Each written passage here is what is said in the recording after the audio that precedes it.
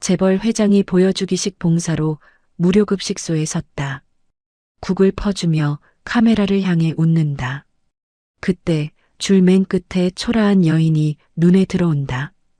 국을 내미는 순간 손이 멈춘다. 설마 여인이 고개를 든다. 전처였다. 국그릇이 바닥에 떨어진다. 이야기 시작하기 전에 잠깐만요. 구독과 좋아요로 조용히 응원해 주시면 다음 이야기를 이어가는데 큰 힘이 됩니다. 지금 어디에서 듣고 계신지 댓글로 한 줄 남겨주셔도 충분합니다. 이 이야기는 끝까지 함께 해주세요. 서울 강남의 한 고층 빌딩 최상층 넓은 회장실에 강태윤이 앉아 있었습니다. 65의 나이지만 여전히 카리스마가 넘쳤어요. 정장은 흠 하나 없이 다려져 있었고 책상 위에는 서류들이 정돈되어 있었죠. 태윤은 대한민국 재계 상위 1%에 속한 재벌 회장이었습니다. 건설, 유통, 금융까지 손대지 않은 분야가 없었어요.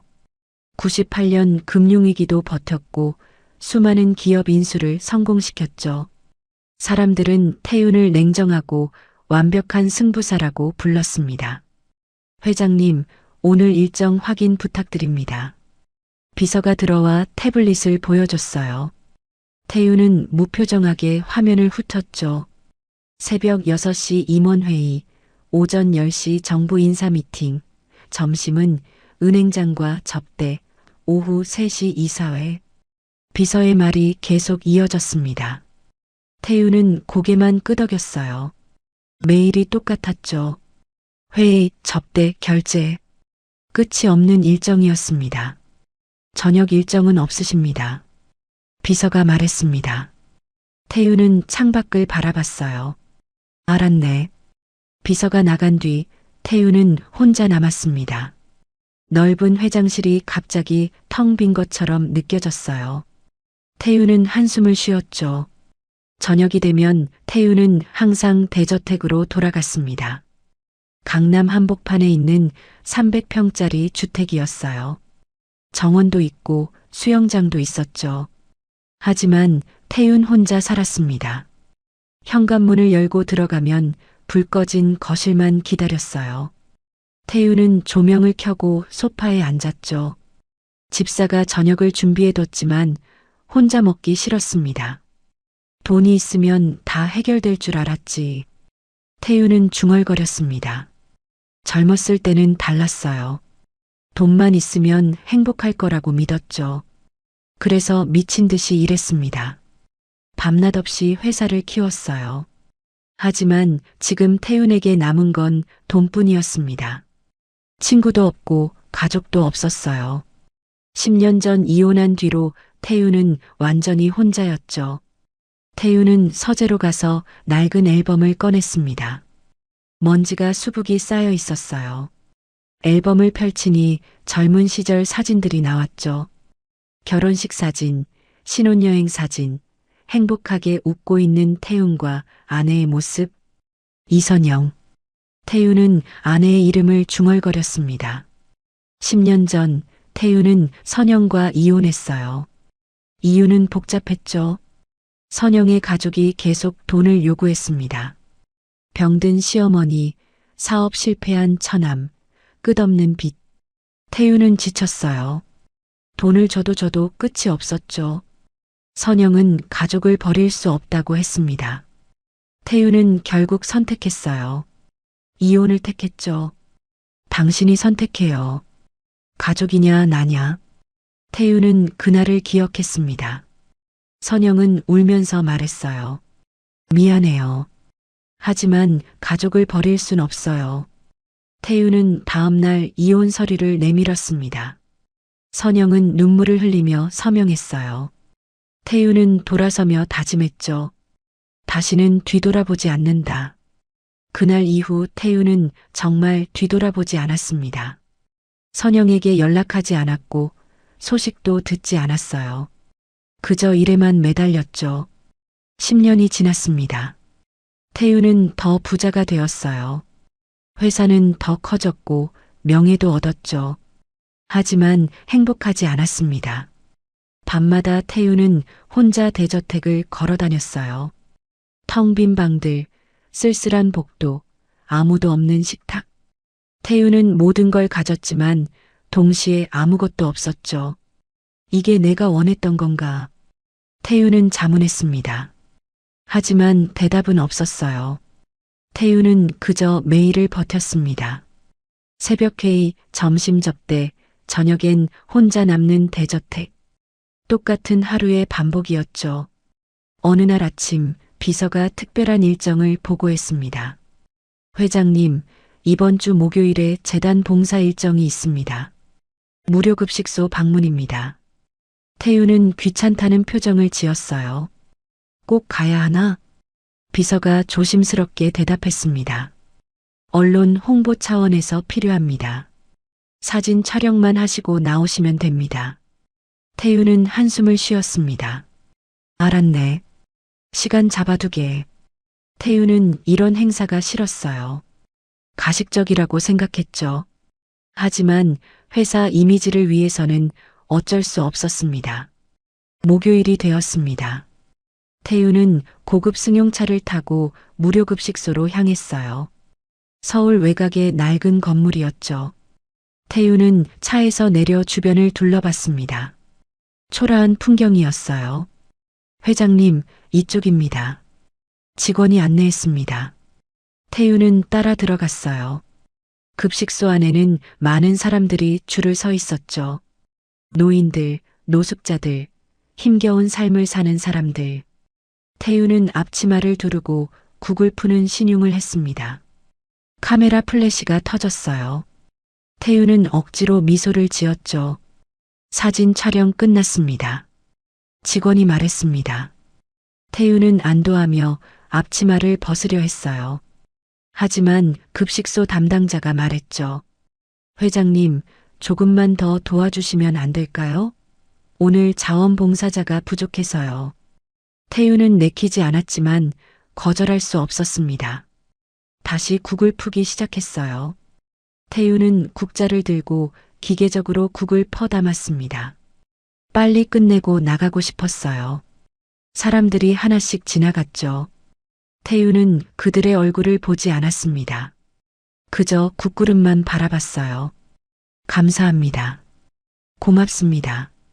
사람들이 인사했지만 태우는 대답하지 않았습니다. 빨리 시간이 지나가기만 바랐죠. 10분쯤 지났을까요? 줄이 거의 끝나가고 있었어요. 태우는 시계를 보며 한숨을 쉬었습니다. 곧 끝날 거예요. 그때였습니다. 줄 끝에서 누군가 비틀거리며 다가왔어요. 태우는 무심코 고개를 들었죠. 한 여인이 서 있었습니다. 60대쯤 되어 보이는 여자였어요. 초라한 옷차림에 굽은 허리, 거칠고 굳은 손, 머리는 새하얗게 새었고 얼굴에는 깊은 주름이 패여 있었죠. 태우는 국을 떠서 그릇에 담으려 했습니다. 하지만 순간 손이 멈췄어요. 뭔가 이상했죠. 태우는 여인을 다시 봤습니다. 설마. 태우의 입에서 작은 소리가 새어나왔어요. 심장이 빠르게 뛰기 시작했죠. 손이 떨렸습니다. 여인은 고개를 들었어요. 태윤과 눈이 마주쳤죠. 하지만 여인은 태윤을 알아보지 못하는 것 같았습니다. 그저 국을 기다리고 있을 뿐이었어요. 태윤은 얼어붙었습니다. 이럴 수가 없었어요. 분명히 이선영이었습니다. 태윤의 전처, 10년 전에 헤어진 그 여자. 회장님? 옆에서 직원이 불렀습니다. 태윤은 정신을 차리지 못했어요. 손에서 국자가 떨어졌죠. 국이 바닥에 쏟아졌습니다. 회장님, 괜찮으십니까? 직원이 다급하게 물었습니다. 주변 사람들이 쳐다봤어요. 하지만 태윤의 귀에는 아무 소리도 들리지 않았습니다. 태윤은 선영만 바라봤어요.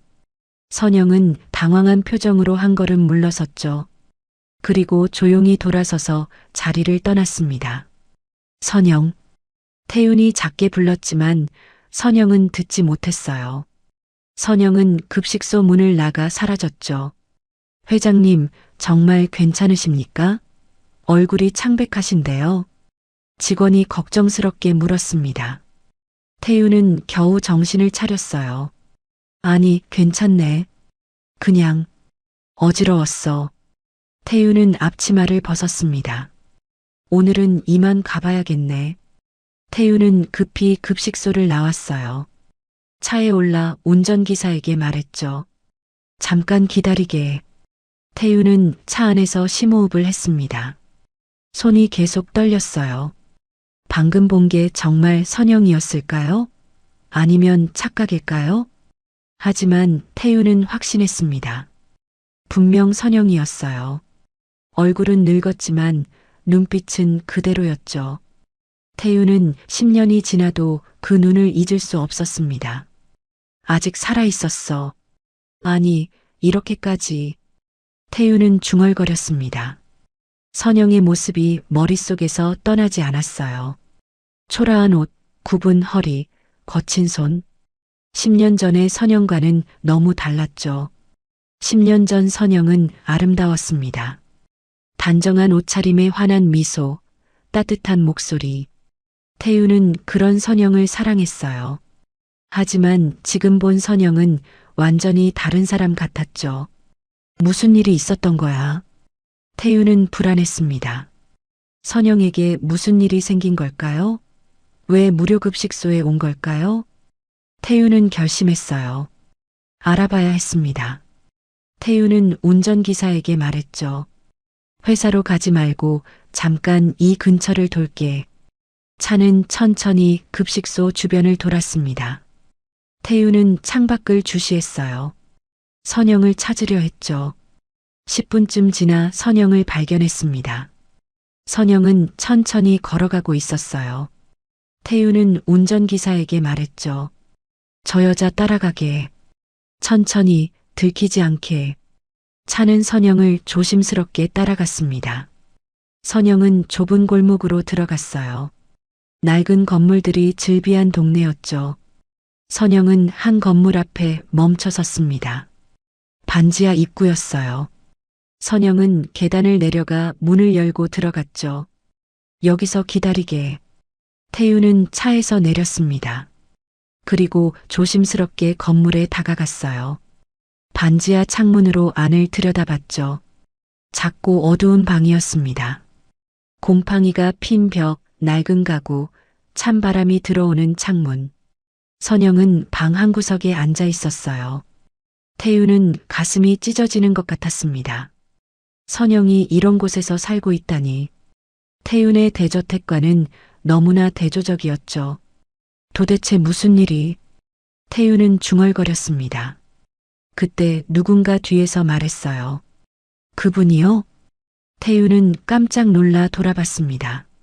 중년 여자가 서 있었어요. 이웃인 것 같았죠. 저분 알아요? 여자가 물었습니다. 태윤은 당황하며 대답했어요. 아, 네. 조금. 여자가 한숨을 쉬었습니다. 안 됐어요, 정말. 전 남편 때문에 다 잃었대요. 태윤의 가슴이 철렁했습니다. 무슨 말씀이죠? 여자가 설명했습니다.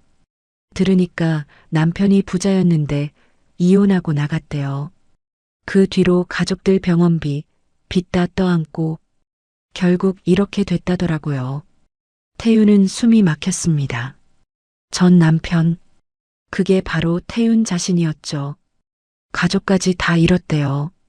어머니도 돌아가시고 동생도 연락 끊고. 여자의 말이 계속 이어졌습니다. 태윤은 더 이상 듣고 싶지 않았어요. 하지만 발이 떨어지지 않았죠. 혼자 사세요. 몸도 안 좋으신 것 같던데. 참 안타까워요. 태윤은 고개를 숙였습니다. 눈앞이 캄캄했어요. 태윤은 차에 올라 한참을 멍하니 앉아 있었습니다. 머릿속이 하얗게 변했어요. 이웃의 말이 계속 맴돌았죠. 전 남편 때문에 다 잃었대요. 회장님, 어디로 가시겠습니까? 운전기사가 조심스럽게 물었습니다. 태우는 대답하지 못했어요. 어디로 가야 할까요? 집으로? 회사로? 회사로. 가세. 태우는 겨우 입을 열었습니다. 차가 출발했지만 태우는 창밖만 바라봤어요. 선영의 모습이 눈에 선했죠. 회사에 도착했지만 태우는 일을 할 수 없었습니다. 서류를 봐도 글자가 들어오지 않았어요. 회의를 해도 집중할 수 없었죠. 회장님, 괜찮으십니까? 비서가 걱정스럽게 물었습니다. 태우는 손을 흔들었어요. 괜찮네. 그냥 피곤해서 그래. 하지만 괜찮지 않았습니다. 태윤의 머릿속은 온통 선영 생각뿐이었어요. 저녁이 되자 태윤은 대저택으로 돌아왔습니다. 넓은 거실에 불을 켜고 소파에 앉았어요. 하지만 마음은 계속 선영에게 가 있었죠. 태윤은 서재로 가서 오래된 상자를 꺼냈습니다. 이혼할 때 선영의 물건들을 담아둔 상자였어요. 태윤은 한 번도 열어본 적이 없었죠. 상자를 열자 선영의 냄새가 났습니다. 옷, 사진, 편지, 모든 게 그대로 있었어요. 태윤은 사진 한 장을 집어들었죠. 젊은 시절 선영의 모습이었습니다. 환하게 웃고 있었어요. 태윤도 옆에서 웃고 있었죠. 행복했던 시절이었습니다. 내가 뭘 한 거지? 태윤은 중얼거렸습니다. 10년 전 태윤은 선영을 떠났어요. 선영의 가족이 부담스러웠죠. 끝없는 요구, 계속되는 빚. 태윤은 지쳤습니다. 하지만 지금 생각하니 다른 방법도 있었을 거예요.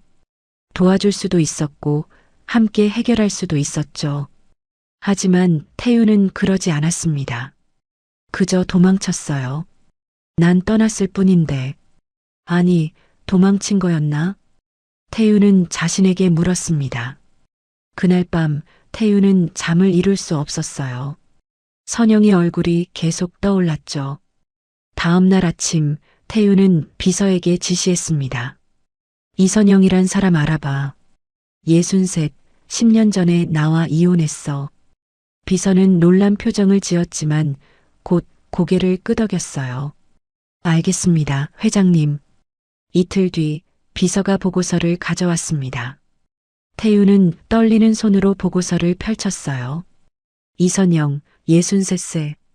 현재 무직. 서울 외곽 반지하 거주. 기초생활수급자. 태윤은 보고서를 읽으며 가슴이 아팠습니다. 계속 읽어 내려갔어요. 이혼 후 어머니 병원비와 동생 빚상환으로 재산 탕진. 5년 전 어머니 사망. 3년 전 동생과 연락 두절. 현재 혼자 거주. 태윤의 손이 떨렸습니다. 선영은 혼자였어요.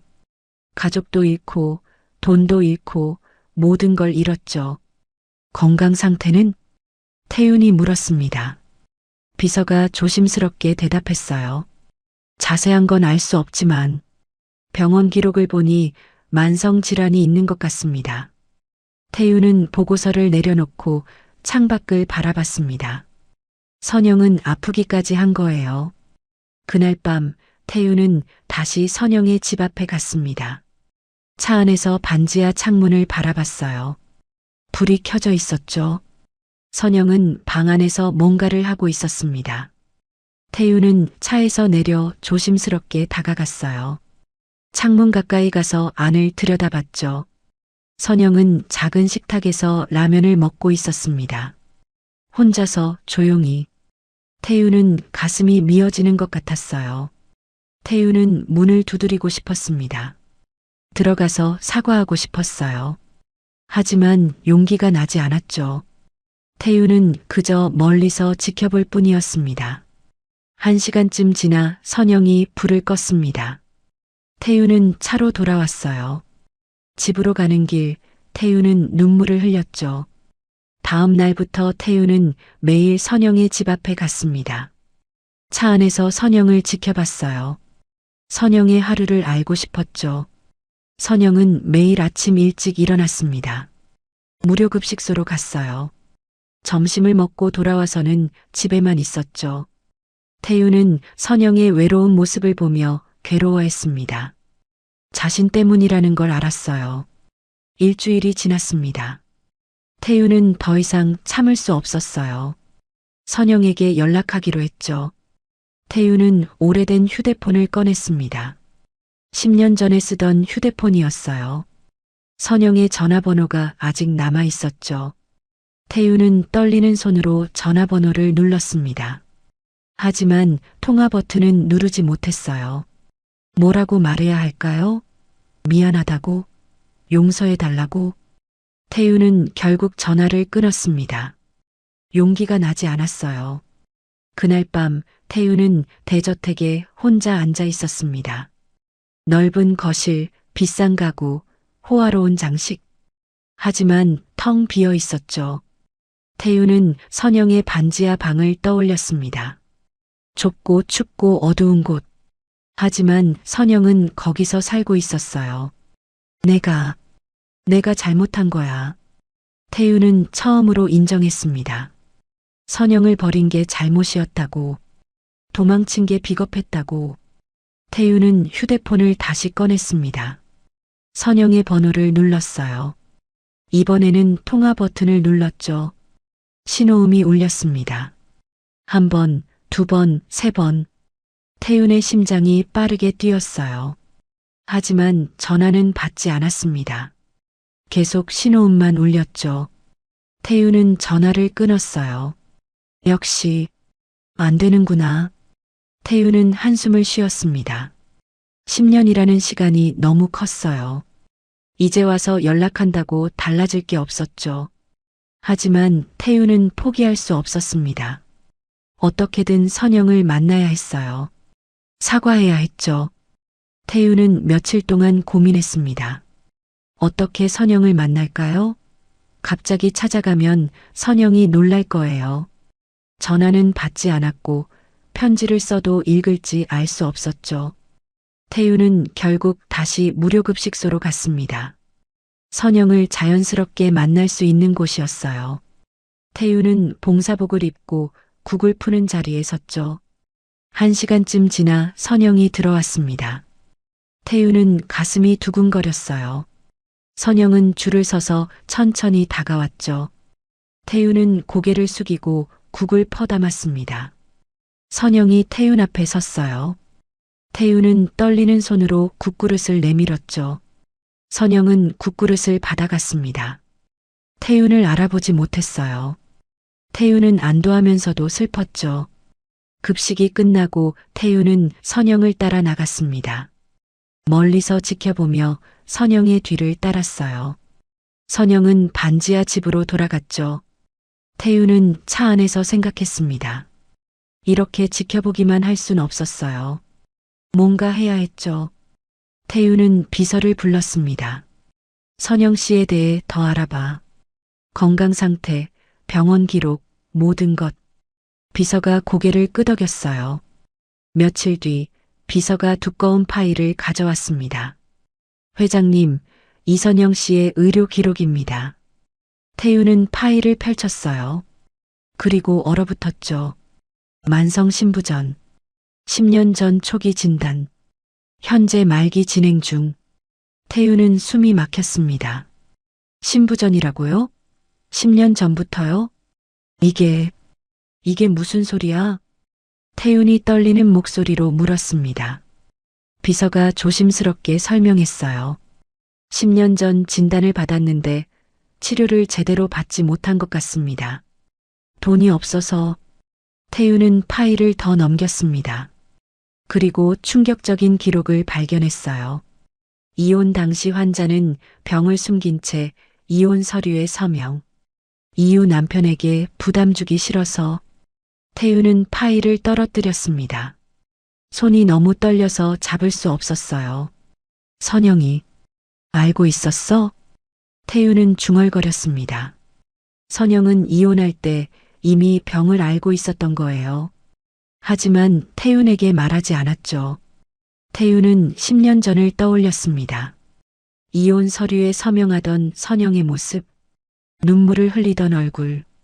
그때 선영은 병을 숨기고 있었던 거예요. 당신 발목 잡기 싫었어요. 태윤은 그 말이 들리는 것 같았습니다. 선영은 태윤을 위해 혼자 모든 걸 짊어진 거예요. 태윤은 주저앉았습니다. 가슴이 찢어지는 것 같았어요. 내가 뭘 한 거야? 태윤은 얼굴을 손으로 감쌌습니다. 눈물이 쏟아졌어요. 태윤은 선영이 약해졌다고 생각했습니다. 가족 때문에 무너졌다고 여겼죠. 하지만 진실은 달랐어요. 선영은 병들어가면서도 가족을 돌봤습니다. 어머니 병원비를 냈고 동생 빚을 갚았어요. 자신의 치료비도 없으면서 말이죠. 약한 건 나였어. 태윤은 깨달았습니다. 진짜 약한 사람은 선영이 아니라 자신이었어요. 힘들 때 도망친 사람, 어려울 때 등을 돌린 사람. 태윤은 비서에게 물었습니다. 지금 선영 씨 상태는? 비서가 심각한 표정으로 대답했어요. 좋지 않습니다. 투석이 필요한데 돈이 없어서 치료를 못 받고 있습니다. 태윤은 벌떡 일어났습니다. 당장 최고의 병원에 연락해. 내 이름으로 모든 치료비를 내겠어. 비서가 난처한 표정을 지었어요. 하지만 회장님, 본인 동의 없이는. 태윤은 알고 있었습니다. 선영의 허락 없이는 아무것도 할 수 없다는 걸. 그럼 내가 직접 만나야겠군. 태윤은 결심했습니다. 더 이상 미룰 수 없었어요. 다음 날 태윤은 선영의 집으로 향했습니다. 차에서 내려 반지하 문 앞에 섰어요. 손이 떨렸지만 초인종을 눌렀죠. 한참 뒤 문이 열렸습니다. 선영이 나타났어요. 선영은 태윤을 보고 눈이 커졌죠. 당신. 선영은 태윤을 알아봤습니다. 10년이 지났지만 기억하고 있었어요. 무슨 일이에요? 선영의 목소리는 차갑습니다. 태윤은 말문이 막혔어요. 준비한 말이 모두 사라졌죠. 선영 나. 태윤은 더듬거렸습니다. 선영은 문을 닫으려 했어요. 돌아가세요. 할 말 없어요. 잠깐만.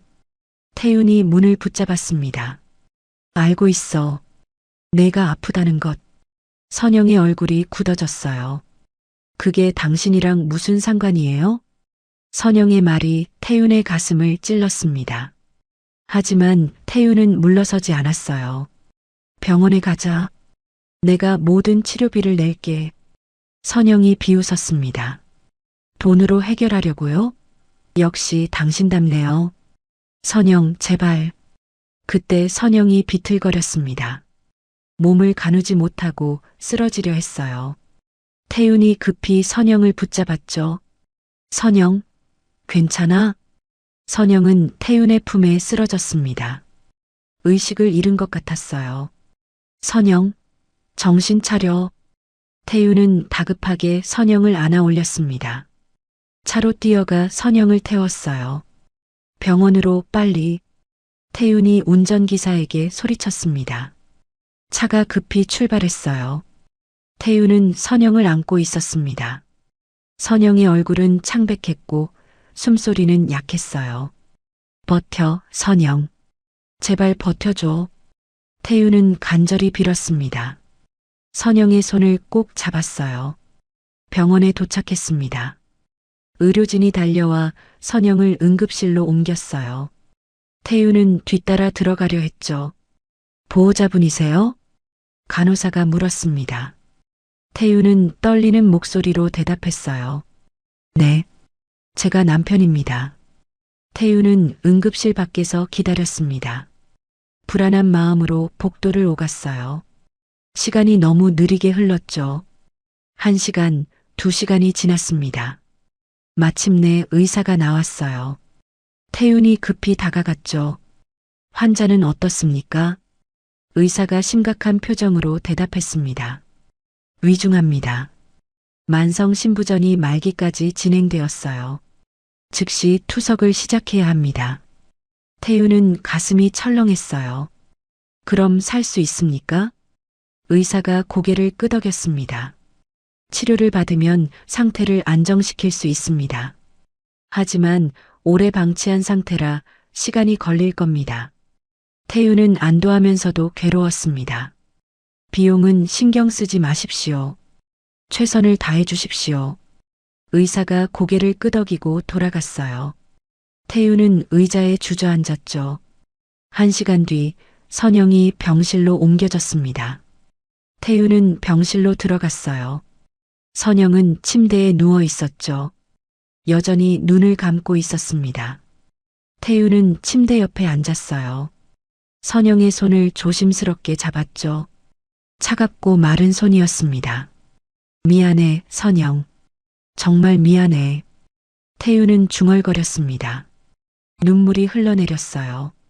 밤이 되었습니다. 태우는 병실을 떠나지 않았어요. 선영 곁을 지켰죠. 비서가 옷과 음식을 가져왔지만 태우는 먹지 않았습니다. 새벽이 되자 선영이 눈을 떴어요. 천천히 주변을 둘러봤죠. 태윤과 눈이 마주쳤습니다. 어디? 선영이 약한 목소리로 물었습니다. 태윤이 급히 대답했어요. 병원이야. 내가 쓰러져서 내가 데려왔어. 선영은 태윤을 보며 미간을 찌푸렸어요. 왜 왔어요? 선영의 목소리에는 원망이 섞여 있었습니다. 태윤은 가슴이 아팠어요. 선영 나. 선영이 태윤의 말을 끊었습니다. 돌아가세요. 이제 와서 뭐하러 왔어요? 선영은 고개를 돌렸어요. 태윤을 보고 싶지 않다는 뜻이었죠. 선영, 들어줘. 제발. 태윤이 간청했습니다. 하지만 선영은 대답하지 않았어요. 태윤은 한참을 망설이다가 입을 열었습니다. 알고 있어. 내가 이혼할 때 이미 병을 알고 있었다는 것. 선영의 몸이 굳어졌어요. 태윤은 계속 말했죠. 왜 말하지 않았어? 왜 혼자 짊어지려 했어? 선영이 천천히 고개를 돌렸습니다. 눈에는 눈물이 가득했어요. 말해서 뭐해요? 당신은 이미 떠날 사람이었잖아요. 선영의 말에 태윤은 할 말을 잃었습니다. 선영이 계속 말했어요. 당신은 지쳤어요. 나랑 내 가족이랑 사는 게 나도 알았어요. 선영의 목소리가 떨렸습니다. 그래서 당신 발목 잡기 싫었어요. 병까지 알리면 당신이 더 괴로워할 거잖아요. 태윤은 눈물이 쏟아졌어요. 바보 같은, 왜 그런 생각을 했어? 선영이 쓴웃음을 지었습니다. 사랑했으니까요. 마지막까지 당신이 편하게 떠나길 바랐어요. 태윤은 선영의 손을 꼭 잡았습니다. 미안해. 정말 미안해. 나는 비겁했어. 태윤의 목소리가 떨렸어요. 그땐 내가 약해졌다고 생각했어. 가족 때문에 무너진다고 여겼지. 근데 약한 건 나였더군. 태윤은 선영을 똑바로 봤습니다. 나는 도망쳤어. 힘들 때 내 곁을 떠났지. 그게 내 평생 후회야. 선영은 태윤을 바라봤어요. 눈물이 흘러내렸죠. 이제 와서 무슨 소용이에요? 선영의 목소리는 슬펐습니다. 10년이 지났어요. 너무 늦었어요. 태윤이 고개를 저었습니다. 늦지 않았어. 아직 우리 됐어요. 선영이 태윤의 말을 끊었어요. 저 이제 지쳤어요. 당신한테도 삶에도. 선영은 눈을 감았습니다. 그냥 혼자 있고 싶어요. 태윤은 더 이상 말할 수 없었습니다. 선영의 마음이 닫혀 있었어요. 며칠이 지났습니다. 선영은 치료를 받았지만 태윤과는 말을 하지 않았어요. 태윤은 매일 병실에 왔지만 선영은 외면했죠. 일주일째 되던 날 태윤은 비서에게서 충격적인 소식을 들었습니다. 회장님, 이선영 씨가 퇴원하겠다고 합니다.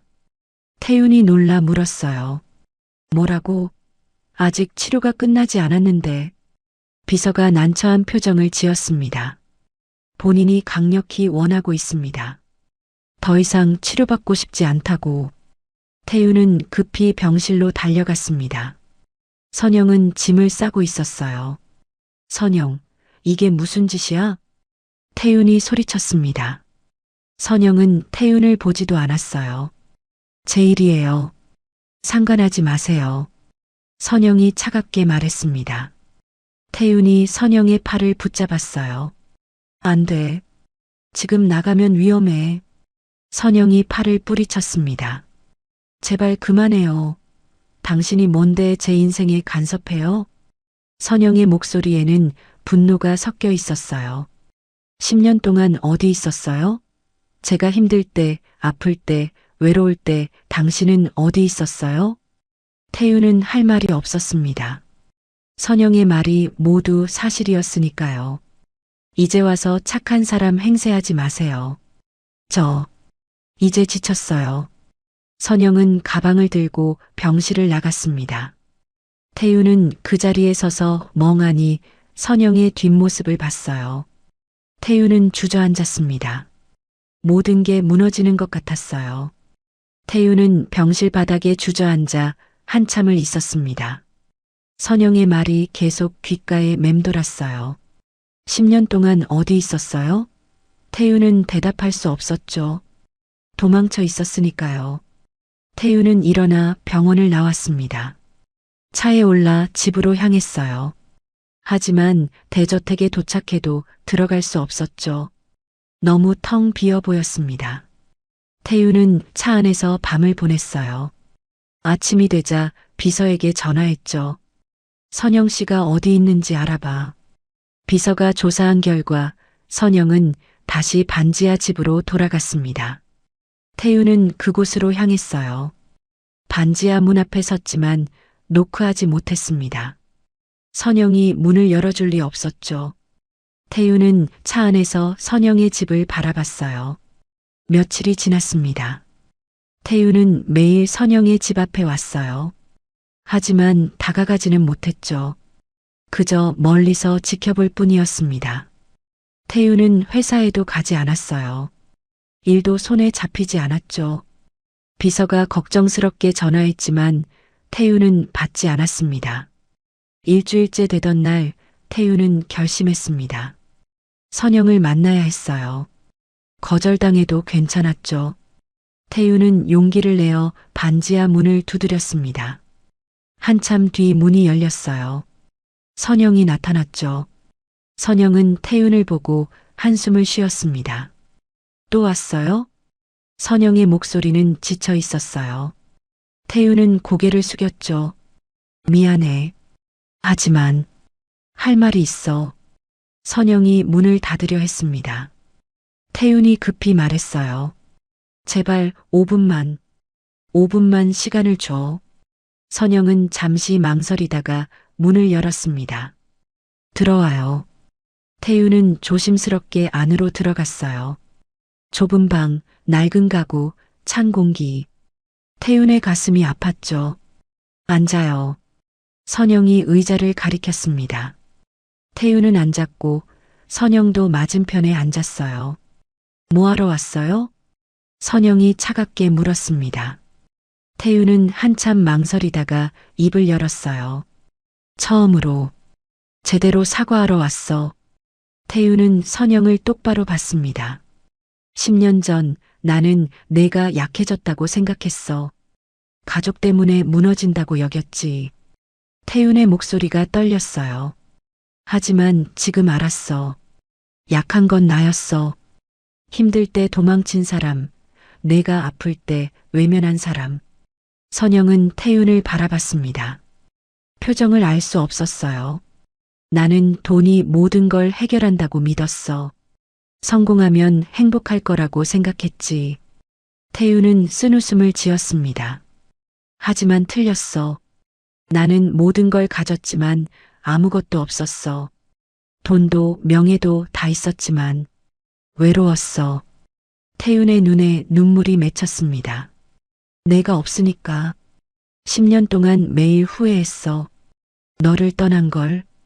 선영의 눈에도 눈물이 고였어요. 하지만 여전히 말이 없었죠. 미안해, 선영. 정말 미안해. 태윤이 고개를 숙였습니다. 눈물이 떨어졌어요. 돈으로 해결하려는 게 아니야. 그냥 진심으로 사과하고 싶어.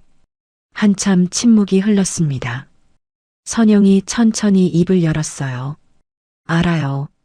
선영의 목소리는 부드러웠습니다. 당신이 후회한다는 거, 미안해한다는 거, 다 알아요. 선영은 눈물을 닦았어요. 하지만 그게 뭐가 바뀌어요? 10년은 돌아오지 않아요. 태윤은 고개를 들었습니다. 알아. 시간은 되돌릴 수 없지. 하지만 태윤은 선영의 손을 잡으려 했어요. 선영은 손을 뒤로 뺐죠. 됐어요. 이제 그만해요. 선영이 일어났습니다. 저 당신을 용서할 수 없어요. 아직은. 태윤은 가슴이 무너지는 것 같았어요. 하지만 이해했죠. 선영의 상처가 얼마나 깊은지. 알겠어. 기다릴게. 태윤이 일어서며 말했습니다. 평생이 걸려도 괜찮아. 언젠가 내가 날 용서할 때까지 기다릴게. 태윤은 문을 향해 걸어갔어요. 문손잡이를 잡고 돌아봤죠. 하나만 약속해줘. 병원 치료는 계속 받아줘. 제발. 선영은 대답하지 않았습니다. 태윤은 한숨을 쉬고 문을 열었어요. 선영. 뒤에서 선영의 목소리가 들렸습니다. 태윤이 멈춰섰어요. 왜 이제 와서 그래요? 선영의 목소리는 떨리고 있었습니다. 왜 10년 전에는 안 그랬어요? 왜 제가 힘들 때는 없었어요? 태윤은 천천히 돌아섰습니다. 선영은 울고 있었어요. 저도 당신이 필요했어요. 아플 때, 외로울 때, 무서울 때, 그때 당신이 있었으면 좋겠다고 매일 생각했어요. 선영이 바닥에 주저앉았습니다. 하지만 당신은 없었어요. 전화도 안 했고 찾아오지도 않았잖아요. 태윤은 선영에게 다가가 무릎을 꿇었어요. 미안해. 정말 미안해. 태윤도 울고 있었습니다. 변명할 수 없어. 나는 비겁했어. 도망쳤어. 두 사람은 한참을 울었습니다. 10년 동안 쌓인 고통과 그리움이 터져나왔어요. 한참 뒤 선영이 눈물을 닦으며 말했습니다. 돌아가요. 태윤은 고개를 끄덕였습니다. 일어서려는데 선영이 덧붙였어요. 병원 다시 다닐게요. 태윤은 선영을 봤습니다. 선영이 작게 미소를 지었어요. 대신 조건이 있어요. 당신이 직접 병원에 데려다 주세요. 매번. 태윤의 눈이 커졌습니다. 정말? 선영이 고개를 끄덕였어요. 천천히. 다시 시작해보고 싶어요. 할 수 있을지 모르겠지만. 태윤은 눈물을 흘리며 고개를 끄덕였습니다. 고마워, 선영. 정말 고마워. 한 달이 지났습니다. 태윤은 매일 선영을 병원에 데려다 줬어요. 아침 일찍 반지하 집 앞에서 기다렸다가 함께 병원으로 갔죠. 치료가 끝나면 다시 집까지 바래다 줬습니다. 처음에는 어색했어요. 차 안에서 둘 다 말이 없었죠. 하지만 시간이 지나며 조금씩 대화가 늘어났습니다. 오늘 날씨 좋네요. 그러게요. 짧은 대화였지만 태윤에게는 소중했어요.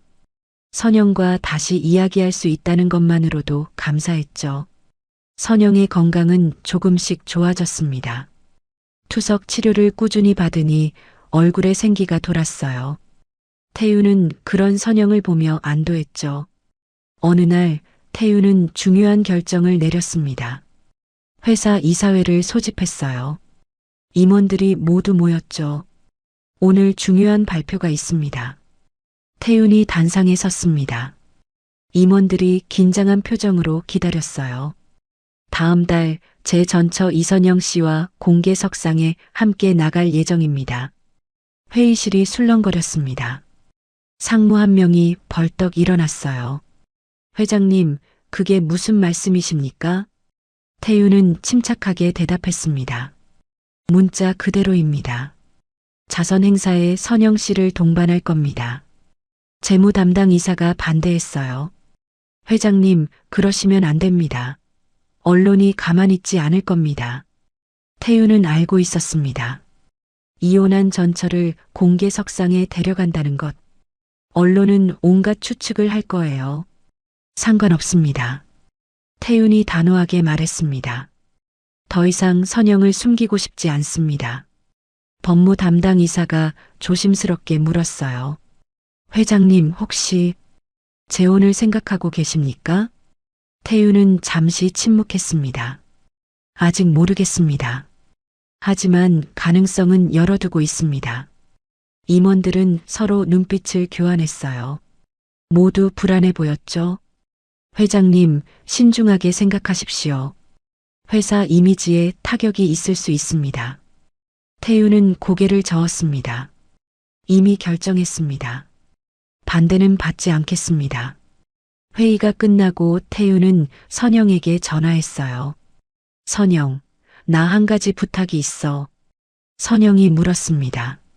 무슨 부탁이에요? 태유는 조심스럽게 말했습니다. 다음 주 자선 행사에 나랑 같이 가줄 수 있어? 선영은 잠시 침묵했어요. 공개석상이죠? 응. 사람들이 많을 거야. 선영이 한숨을 쉬었습니다. 왜요? 왜 저를 데려가려는 거예요? 태유는 진심을 담아 대답했어요. 더 이상 널 숨기고 싶지 않아. 당당하게 내 옆에 있었으면 좋겠어. 선영은 한참 생각했습니다. 알았어요. 가겠습니다. 행사 당일이 되었습니다. 태유는 선영을 데리러 갔어요. 선영은 단정한 옷을 입고 나왔죠. 예전처럼 아름다워 보였습니다. 예쁘네. 태윤이 말했습니다. 선영이 수줍게 웃었어요. 고마워요. 행사장에 도착하자 기자들이 몰려들었습니다. 카메라 플래시가 터졌어요. 회장님, 옆에 계신 분은 누구십니까? 전처 아니십니까? 재혼하신 겁니까? 질문이 쏟아졌습니다. 선영은 당황해 보였어요. 태윤이 선영의 손을 잡았죠. 괜찮아. 내가 있잖아. 태윤은 마이크 앞에 섰습니다. 질문에 답하겠습니다.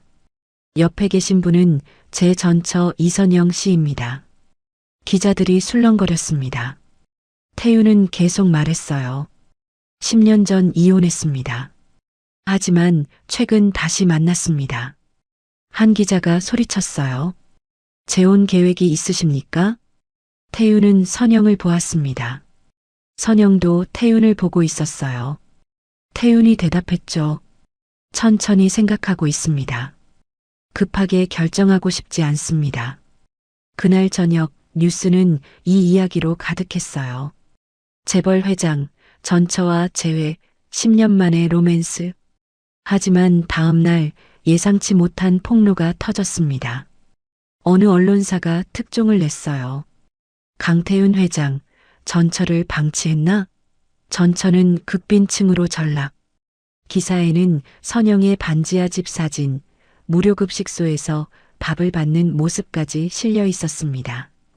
태윤은 분노했어요. 회사 이사회가 긴급 소집되었습니다. 이사들이 태윤을 압박했어요. 회장님, 이미지가 너무 나쁩니다. 퇴진하시는 게 좋겠습니다. 주가가 폭락하고 있습니다. 책임지셔야 합니다. 태윤은 이사들을 둘러봤습니다. 모두 자신을 버릴 준비가 되어 있었어요. 좋습니다. 태윤이 침착하게 말했습니다. 물러나겠습니다. 이사들이 놀란 표정을 지었어요. 이렇게 쉽게 물러날 줄 몰랐죠. 하지만 그 전에 기자회견을 하겠습니다. 태윤이 덧붙였습니다. 다음 날 태윤은 기자회견장에 섰습니다. 수많은 기자들과 카메라가 그를 향했어요.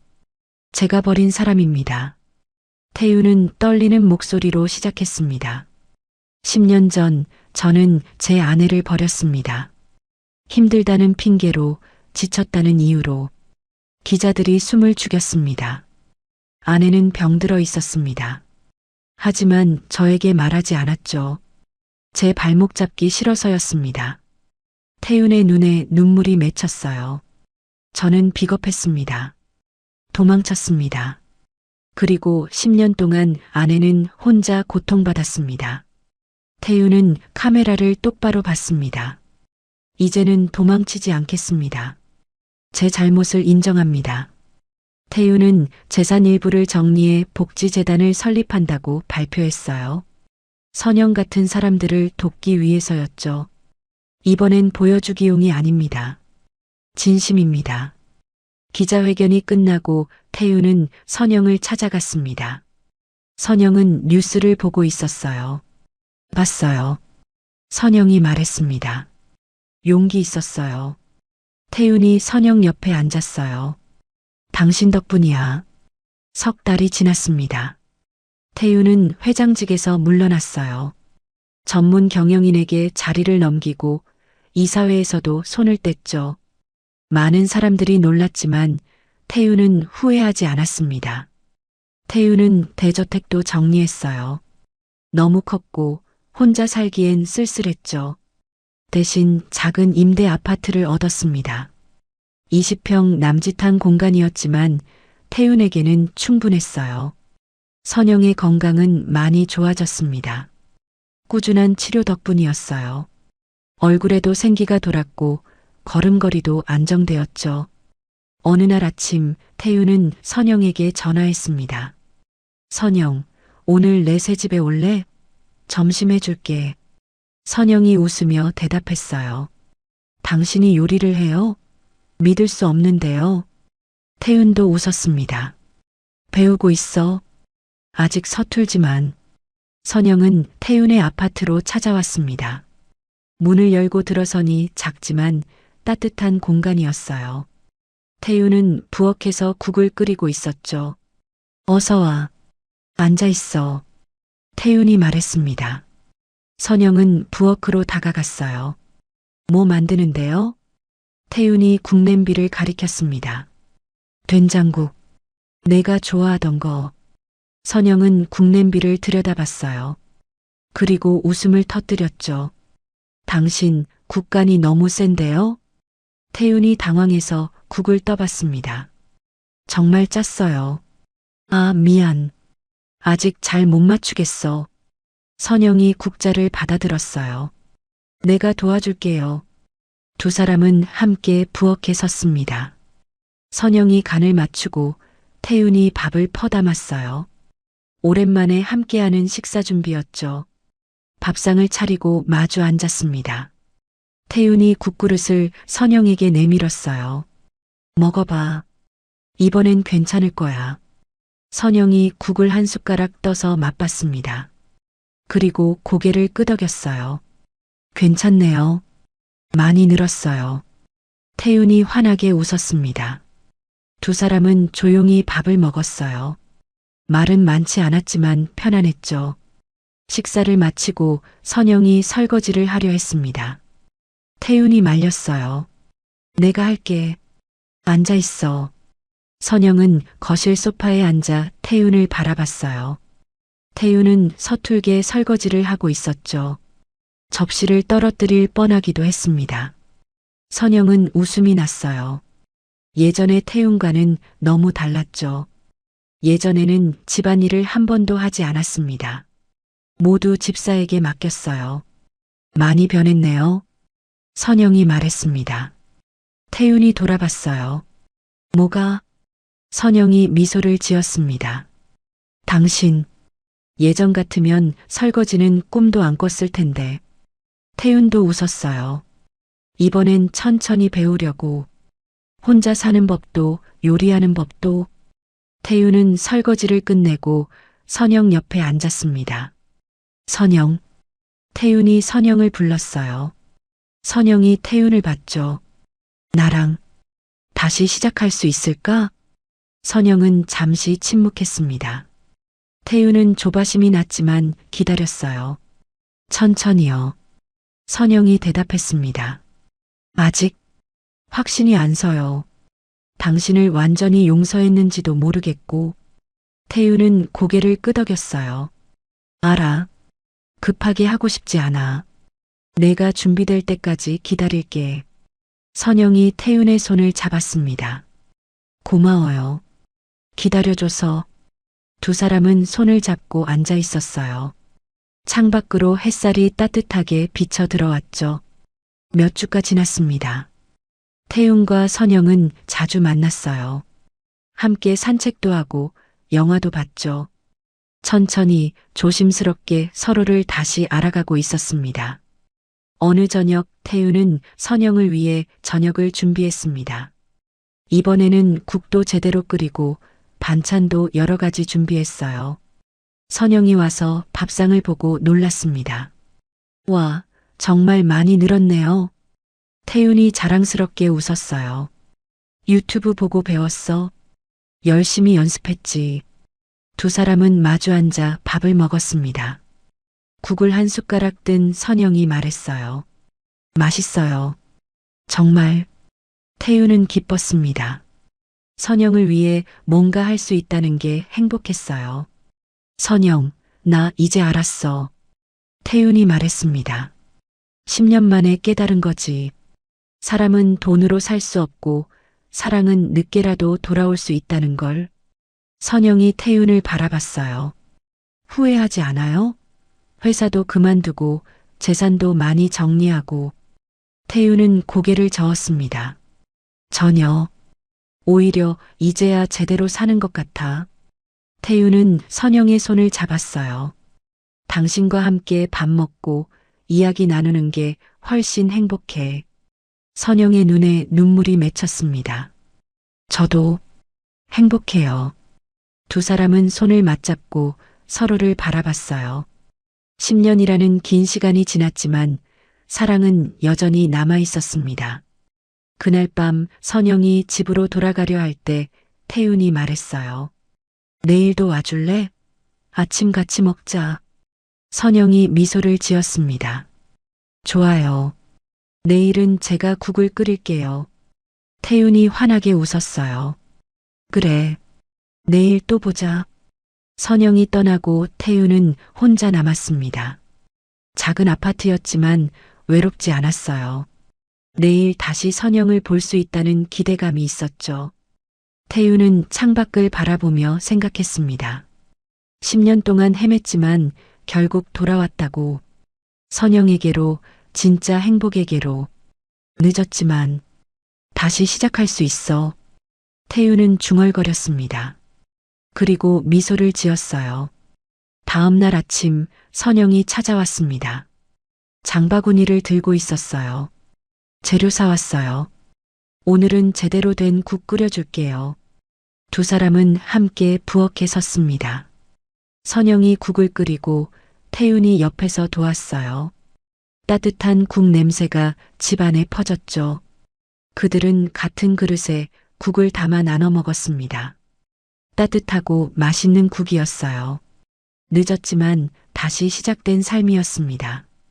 귀한 시간 내어 이 영상을 함께 해주셔서 진심으로 감사합니다. 여러분의 한 번 시청, 한 줄 댓글이 저에게 큰 힘이 됩니다. 앞으로도 마음을 어루만지는 이야기로 보답드리겠습니다. 항상 건강하시고 따뜻한 하루 보내세요. 비 내리는 밤, 서진은 쓰러질 듯한 노인을 붙잡으며 떨리는 목소리로 말한다.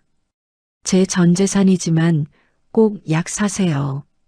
노인은 오래된 깊은 눈빛으로 서진을 바라보며 중얼거린다.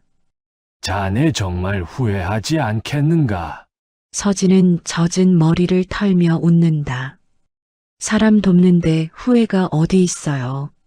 하지만 노인이 돌아서던 순간 서진은 설명할 수 없는 불안에 온몸이 굳는다. 그녀는 모른다. 그 30만 원이 자신의 인생 전체를 뒤흔들게 될 줄을. 이야기 시작하기 전에요. 구독과 댓글로 함께 해주세요. 여러분의 작은 응원이 다음 이야기를 이어줘요. 서울 강서구 화곡동의 낡은 오피스텔 건물. 6층에 위치한 중소기업 한국산업기획의 사무실은 형광등이 깜빡거리고 벽지가 군데군데 떨어져 나간 채로 하루하루를 버텨내고 있었습니다. 아침 8시 반 윤서진이 사무실 문을 열고 들어왔습니다. 29살의 서진은 이 회사에서 3년째 계약직으로 일하고 있었습니다. 월급은 180만 원, 4대 보험도 제대로 되지 않았지만 서진에게는 소중한 생계수단이었습니다. 안녕하세요.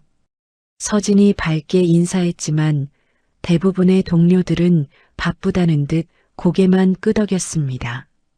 서진의 책상은 사무실 한쪽 구석에 있었습니다. 정직원들의 책상보다 작고 낡았지만 서진은 매일 깨끗하게 정리해서 사용했습니다. 책상 위에는 아버지 사진이 작게 놓여 있었습니다. 아버지, 오늘도 열심히 일할게요. 서진이 작은 소리로 중얼거렸습니다. 아버지는 현재 병원에 입원해 있었습니다. 당뇨 합병증으로 인한 심부전증이었고 매달 치료비가 50만 원씩 나갔습니다. 서진의 월급으로는 감당하기 어려운 금액이었지만 포기할 수는 없었습니다. 오전 9시 팀장 박상호가 서진의 책상으로 왔습니다. 서진 씨, 이 서류들 오늘까지 정리해 주세요. 박상호가 두툼한 서류 뭉치를 책상 위에 올렸습니다. 네, 알겠습니다. 서진이 고개를 숙이며 대답했습니다. 실수하면 안 돼요. 계약직이니까 더 신경 써야죠. 박상호가 의미심장하게 말했습니다. 서진은 가슴이 답답했지만 참았습니다. 아버지의 병 치료비로 대출이 쌓였고 통장 잔고는 늘 2자릿수였습니다. 그래서 더 조심스럽고 더 성실하게 살아야 했습니다. 점심시간이 되자 동료들은 하나둘씩 식당으로 향했습니다. 서진 씨, 같이 점심 먹을래요? 옆자리 김대리가 물었습니다. 아니요, 괜찮아요. 저는 도시락 가져왔어요. 서진이 미소를 지으며 답했습니다. 사실 도시락은 어젯밤에 삶은 계란 2개와 김치만 들어있는 초라한 것이었습니다. 하지만 서진은 부끄러워하지 않았습니다. 옥상에 올라가서 혼자 점심을 먹는 동안 서진은 휴대폰으로 아버지께 안부 전화를 드렸습니다. 아버지, 오늘 컨디션은 어떠세요? 응, 괜찮다. 너는 밥은 먹고 다니니? 네, 잘 먹고 있어요. 걱정하지 마세요. 미안하다, 서진아. 아버지 때문에 고생이 많지? 무슨 말씀이세요? 아버지께서 저를 키워주셨는데 이제 제가 효도할 차례죠. 전화를 끊고 서진은 도시락을 마저 먹었습니다. 이번 달만 어떻게 버티면 다음 달엔 좀 나아지겠지. 하지만 현실은 그리 만만하지 않았습니다. 월세 60만 원, 아버지 병원비 50만 원, 최소한의 생활비까지 합치면 매달 적자였습니다. 신용카드로 버티고 있지만 한계가 점점 다가오고 있었습니다. 오후에는 거래처 자료 정리 업무가 기다리고 있었습니다. 서진은 컴퓨터 앞에 앉아 하나하나 꼼꼼히 입력했습니다. 서진 씨, 진도가 어때요? 박상호가 다시 서진의 책상으로 왔습니다.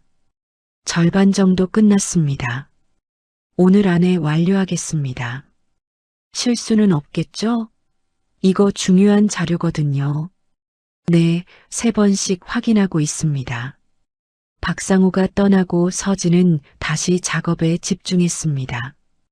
동료들이 커피를 마시며 잡담을 나누는 소리가 들렸지만 서진은 신경 쓰지 않았습니다. 오후 5시 서진은 잠깐 화장실에 다녀왔습니다. 거울을 보니 얼굴이 많이 야위어 보였습니다. 조금만 더 버티자. 아버지를 위해서. 서진이 자신에게 말했습니다. 사무실로 돌아와서 남은 작업을 마저 했습니다. 6시가 되자 동료들이 하나둘씩 퇴근 준비를 시작했습니다. 서진 씨, 오늘도 야근인가요? 김 대리가 물었습니다. 아니요, 오늘은 끝냈어요. 서진이 답했습니다. 수고했어요. 내일 봐요. 6시 반 서진은 가방을 챙겼습니다. 낡은 가방에는 빈 도시락통과 물병, 그리고 아버지께 가져다 드릴 과일 1개가 들어 있었습니다. 내일 봬요. 서진이 남은 동료들에게 인사하며 사무실을 나섰습니다. 엘리베이터를 타고 1층으로 내려가면서 서진은 지갑을 확인했습니다. 현금 3만 원과 카드 몇 장이 전부였습니다. 이번 달 월세는 카드로 돌렸고 다음 달까지 어떻게 버텨야 할지 막막했습니다. 건물 밖으로 나오니 11월 말 저녁 바람이 차가웠습니다. 서진은 얇은 코트깃을 세우며 지하철역으로 향했습니다. 지하철역까지는 걸어서 10분 정도 걸렸습니다. 길을 걸으며 서진은 오늘 하루를 돌아봤습니다. 특별할 것 없는 평범한 하루였지만 그래도 무사히 보낸 하루였습니다. 내일도 이런 하루가 이어질 것이고 언젠가는 상황이 나아질 거라고 믿고 있었습니다. 서진에게 회사는 일터이자 살아남기 위한 마지막 끈이었습니다. 지하철역으로 향하는 길에 갑자기 하늘에서 빗방울이 떨어지기 시작했습니다. 서진은 가방에서 우산을 꺼내려 했지만 어제 회사에 두고 온 것이 기억났습니다. 아, 우산을. 서진이 작게 한숨을 쉬었습니다.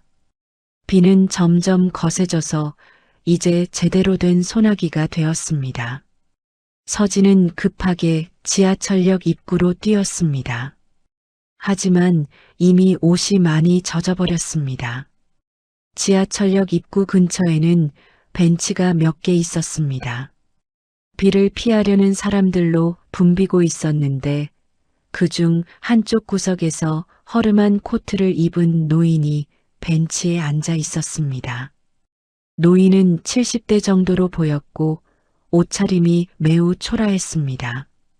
코트는 여러 군데 헤어져 있었고 신발도 많이 낡아 보였습니다.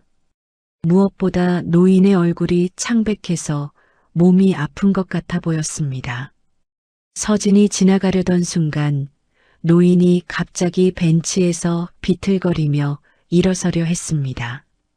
하지만 다리에 힘이 없는지 다시 주저앉았습니다. 서진이 걸음을 멈추고 노인을 바라봤습니다. 노인은 다시 일어서려 했지만 이번에는 앞으로 쓰러질 듯 휘청거렸습니다. 주변 사람들은 모두 자신의 일에만 신경 쓰고 있어서 노인의 상황을 눈치채지 못했습니다. 괜찮으세요? 서진이 급하게 노인에게 다가가서 팔을 붙잡아 주었습니다. 노인은 놀란 듯 서진을 바라봤습니다. 아, 괜찮습니다. 괜찮아요. 얼굴이 안 좋아 보이시는데 어디 아프신 거 아니에요? 노인은 손을 내저으며 말했습니다. 괜찮아. 괜찮네. 그냥 약값이 없어서. 약값이라는 말에 서진의 가슴이 철렁 내려앉았습니다. 자신도 아버지의 병원비 때문에 어려움을 겪고 있어서 노인의 상황이 남의 일 같지 않았습니다. 약값이요? 혹시 많이 급하신가요? 서진이 걱정스럽게 물었습니다. 아니야. 괜찮아. 노인이 고개를 저었지만 목소리에서 힘이 없음이 느껴졌습니다. 서진은 잠시 고민했습니다. 지갑 속에는 이번 달 남은 생활비 30만 원이 전부였습니다. 월세는 이미 카드로 결제했고 아버지 병원비도 다음 주에 내야 했습니다. 하지만 노인을 그냥 지나칠 수는 없었습니다. 잠깐만요. 서진이 지갑을 꺼냈습니다. 뭐 하시는 겁니까? 노인이 당황하며 물었습니다. 서진은 지갑에서 30만 원을 모두 꺼냈습니다. 이 돈, 약 사세요. 꼭요. 노인은 깜짝 놀라며 서진을 바라봤습니다. 이런 큰 돈을. 아가씨, 이건 안 돼요. 괜찮아요. 사람이 아프면 약을 먹어야죠. 하지만, 받으세요. 제발이요. 서진이 노인의 손에 돈을 쥐어주었습니다. 노인은 서진의 손을 잡고 눈을 자세히 들여다봤습니다. 그 눈빛이 이상하게도 깊고 날카로웠습니다. 마치 서진의 마음속을 들여다보는 것 같았습니다. 자네, 후회하지 않을 텐가? 노인이 의미심장하게 물었습니다. 후회요? 사람이 사람을 돕는데 후회가 어디 있어요? 서진이 미소를 지으며 답했습니다. 노인은 한참 동안 서진을 바라봤습니다. 그리고 천천히 고개를 끄덕였습니다. 고맙습니다. 정말 고마워요. 노인이 진심 어린 목소리로 말했습니다. 천만에요. 빨리 약 사서 드세요. 그리고 몸조리 잘하시고요. 서진이 인사를 하고 돌아서려는 순간 노인이 다시 말을 걸었습니다. 아가씨 이름이 뭔가요? 윤서진입니다. 윤서진. 노인이 그 이름을 되뇌었습니다. 좋은 이름이군요. 꼭 기억해 두겠습니다. 네, 그럼 안녕히 가세요. 서진은 노인에게 마지막 인사를 하고 지하철역 안으로 들어갔습니다. 계단을 내려가면서 문득 뒤를 돌아보니 노인이 여전히 그 자리에 서서 서진을 바라보고 있었습니다. 지하철을 타고 집으로 가는 동안 서진은 마음 한구석에서 불안함을 느꼈습니다. 30만 원은 자신에게 정말 소중한 돈이었습니다. 이제 다음 월급날까지 어떻게 버텨야 할지 막막했습니다. 괜찮아. 어떻게든 되겠지. 서진이 자신을 달래며 중얼거렸습니다. 하지만 노인의 마지막 눈빛이 계속 마음에 걸렸습니다. 왜 그렇게 자신을 뚫어지게 쳐다봤을까? 그리고 후회하지 않을 텐가? 라는 말은 무슨 의미였을까? 집에 도착한 서진은 냉장고를 열어봤습니다. 남은 음식이 거의 없었습니다. 라면 2개와 계란 몇 개가 전부였습니다. 내일부터는 정말 절약해야겠다. 서진이 한숨을 쉬었습니다. 그날 밤 서진은 잠자리에 누워서도 계속 그 노인 생각이 났습니다. 과연 자신이 한 일이 옳았을까? 하지만 곧 마음을 다잡았습니다.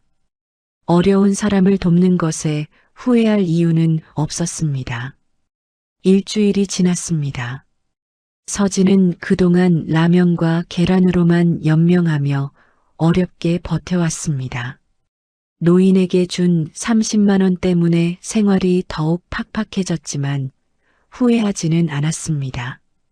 월요일 아침 평소와 같이 8시 반에 출근하던 서진은 회사 건물 앞에서 이상한 광경을 목격했습니다.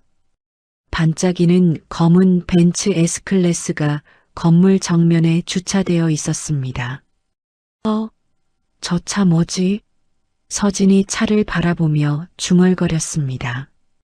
회사 건물에는 평소에 그런 고급차가 오는 일이 없었습니다. 대부분 중소기업들이 입주해 있는 건물이라 임원들도 국산차를 타는 경우가 많았습니다.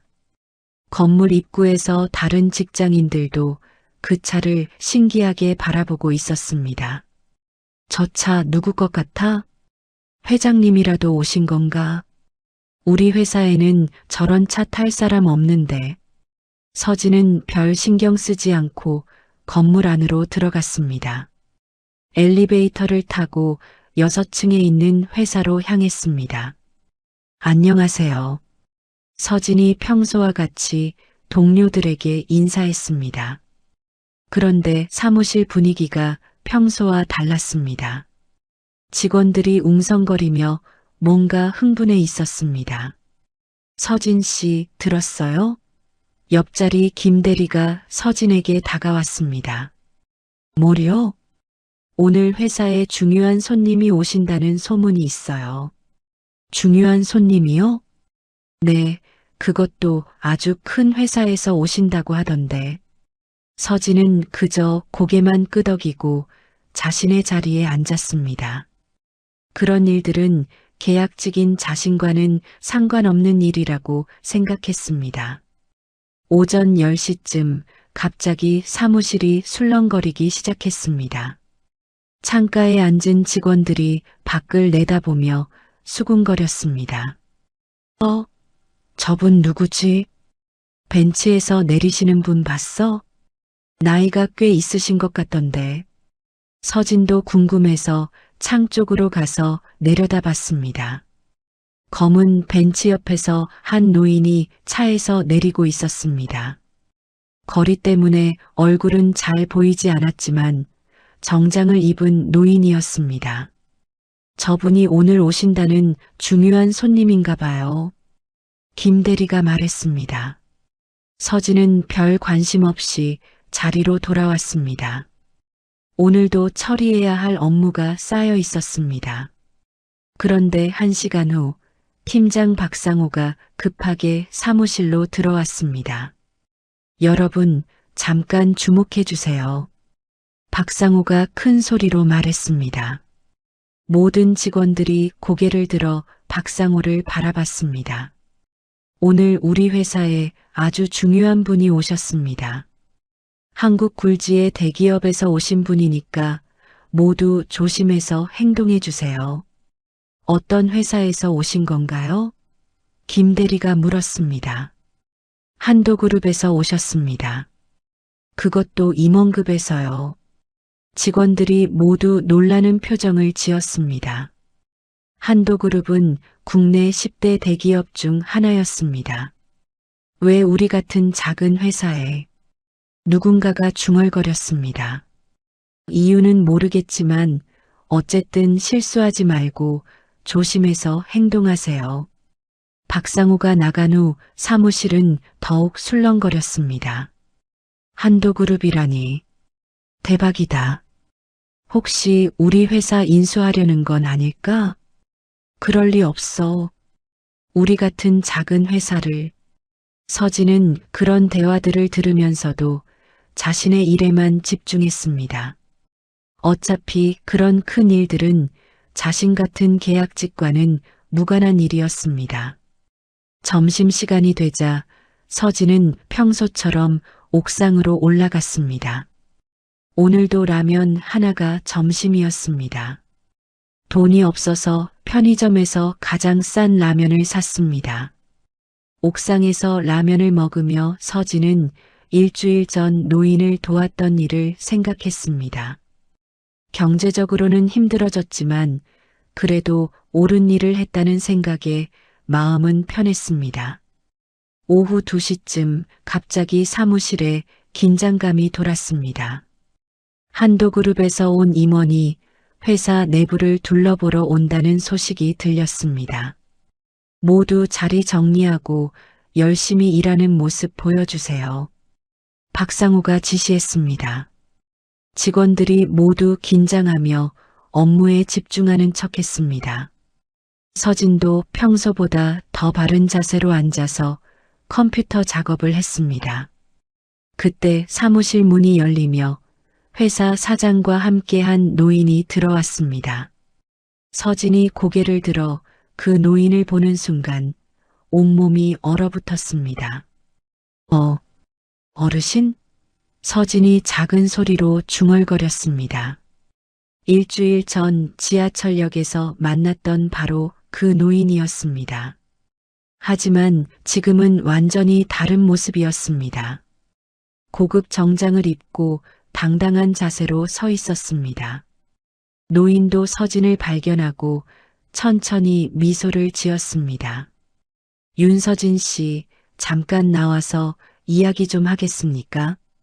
사무실 전체가 조용해졌습니다. 모든 직원들의 시선이 서진에게 집중되었습니다. 사무실 전체가 숨을 죽인 채 조용해졌습니다.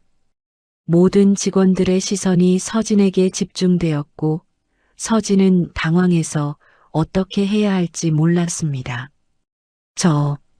저를요? 서진이 떨리는 목소리로 물었습니다. 노인은 온화한 미소를 지으며 고개를 끄덕였습니다. 네, 윤서진 씨. 잠깐 이야기할 시간이 있나요?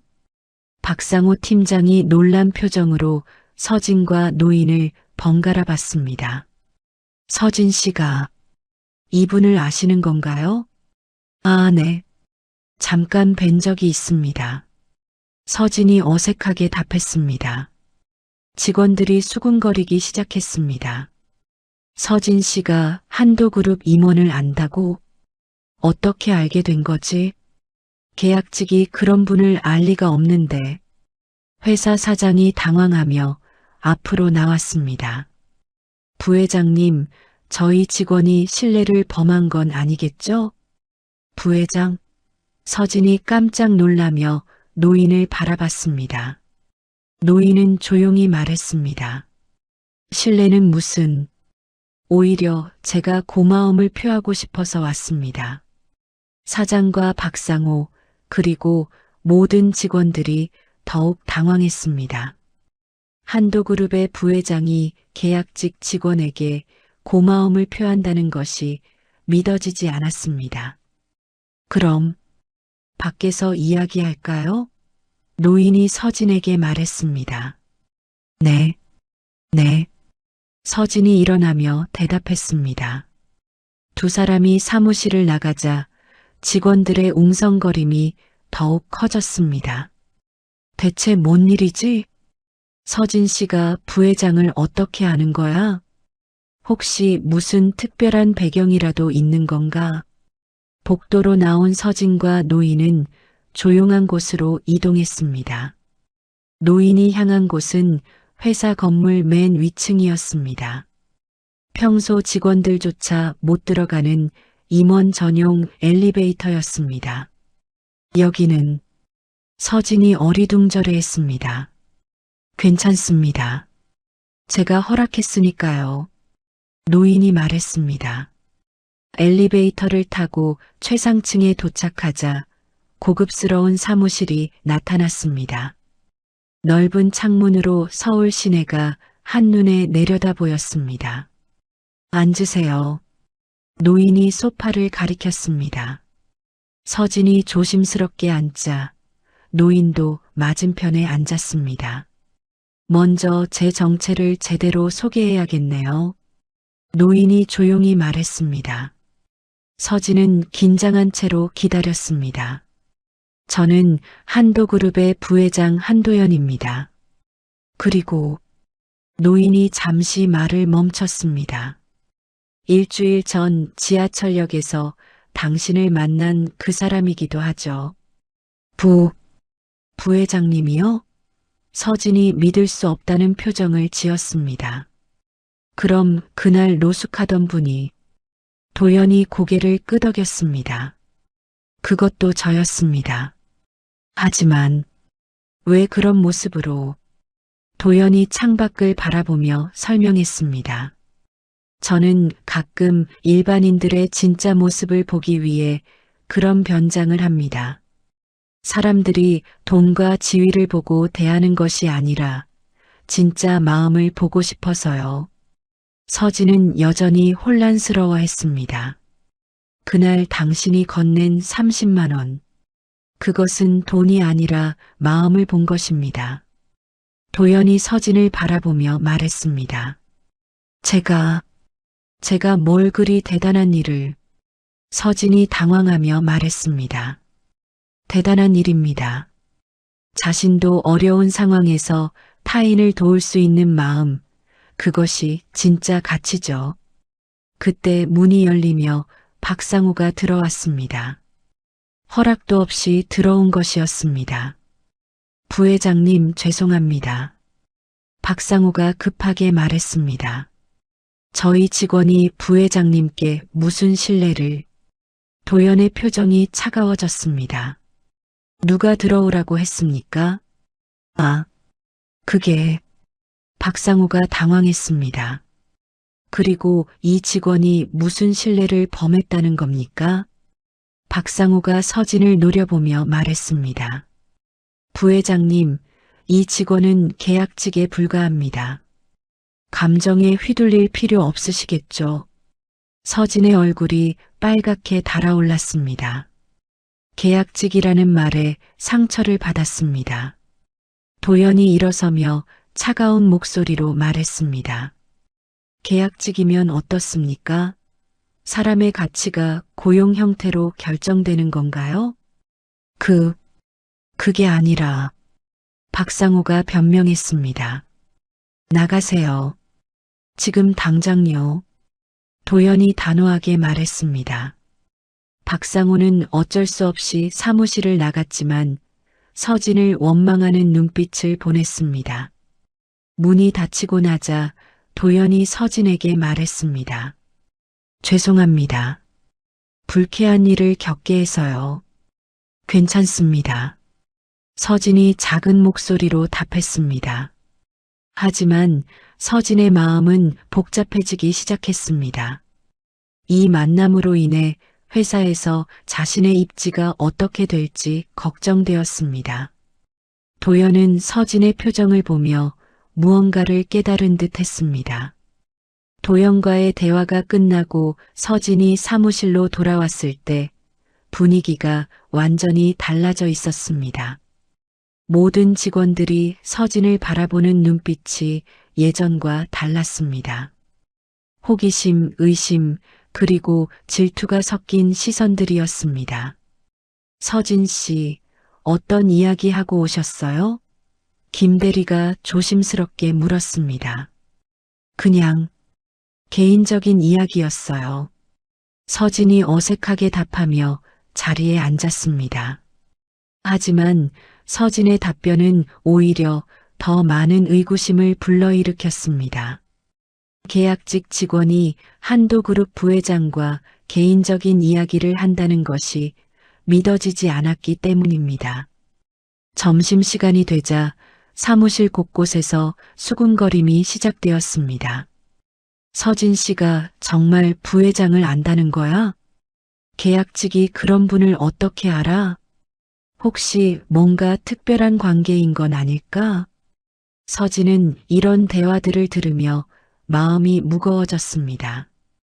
옥상에서 혼자 점심을 먹으려 했지만 식욕이 없었습니다. 오후가 되자 박상우가 서진을 별도로 불렀습니다. 서진 씨, 회의실로 좀 와봐요. 박상우의 목소리가 평소보다 차갑게 느껴졌습니다. 회의실에서 박상우는 서진을 노려보며 말했습니다. 도대체 부회장님과 무슨 관계예요? 특별한 관계 아닙니다. 우연히 도움을 드린 적이 있어서. 도움?